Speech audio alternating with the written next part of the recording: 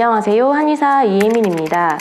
지난 영상에서는 당뇨 발저림과 가장 크게 혼동하시는 허리 디스크와 협착증에 대해 알아보았습니다. 실제 진료를 해보면 다른 질환들과도 혼동을 하시는데요. 이번 영상에서는 기타 질환들에 대해 자세히 알아보는 시간 갖도록 하겠습니다. 끝까지 시청해주세요.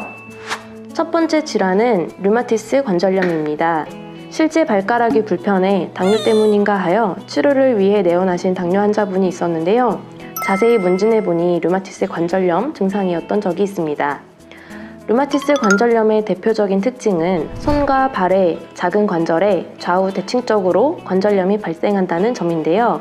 한쪽 손가락 혹은 발가락 관절만 아프기보다는 양쪽이 똑같이 대칭으로 아픈 경우가 많고요. 특히 초기에 손과 발의 관절이 붓고 아프고 아침에 관절이 뻣뻣해서 펴지지 않는 증상, 이를 조조강직이라고 하는데 이러한 증상이 1시간 이상 지속됩니다. 당뇨 발저림은 주로 저림 증상이 흔하고 관절을 누를 때 아프기보다는 가만히 있어도 저리거나 당기거나 찌릿찌릿한 반면 류마티스 관절염은 관절, 즉 뼈와 뼈 사이에 나타나는 통증이 주된 증상입니다. 또한 류마티스 관절염은 대칭이기는 하나 10개 손가락 혹은 발가락 중 일부 손가락, 발가락만 대칭으로 염증 증상이 나타날 수 있다는 점이 특징입니다. 두 번째 질환은 하지정맥류입니다. 하지정맥류를 풀어서 설명하면 하지에 있는 정맥에 류가 발생했다는 뜻인데요. 류는 혹이라는 뜻으로 정맥류는 인체의 정맥이 어떤 원인에 의해 혹처럼 확장되고 부풀어 오른 것을 말합니다. 하지정맥류가 있으면 발이 무겁고 다리가 쉽게 피곤해지는 것 같고 때로는 아리거나 아픈 느낌이 들기도 합니다. 주로 오래 서 있거나 의자에 오래 앉아 있으면 증상이 더 심해지는 경향이 있습니다. 즉 당뇨로 인한 발저림은 나의 움직임이나 활동과 상관없이 오는 경향이 있는 반면 하지정맥류는 나의 움직임과 관련해 증상이 심해지곤 합니다. 특히 새벽녘에 종아리가 저리거나 아파서 잠을 깰 수도 있습니다. 하지정맥류는 증상이 당뇨 발저림과 구별하기 어려워서 눈으로 직접 확인하는 게 좋은데요.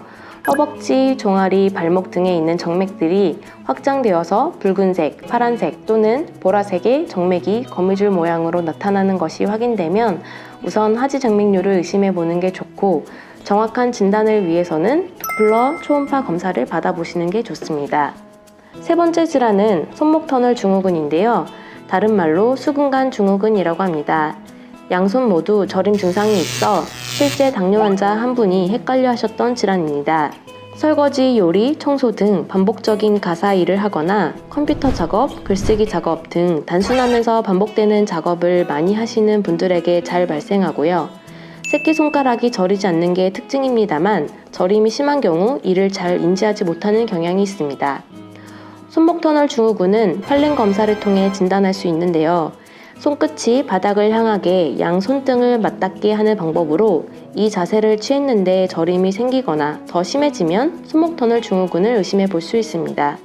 손목터널 증후군은 새끼손가락이 저리지 않고 팔링 검사를 했을 때 양성이 나옵니다.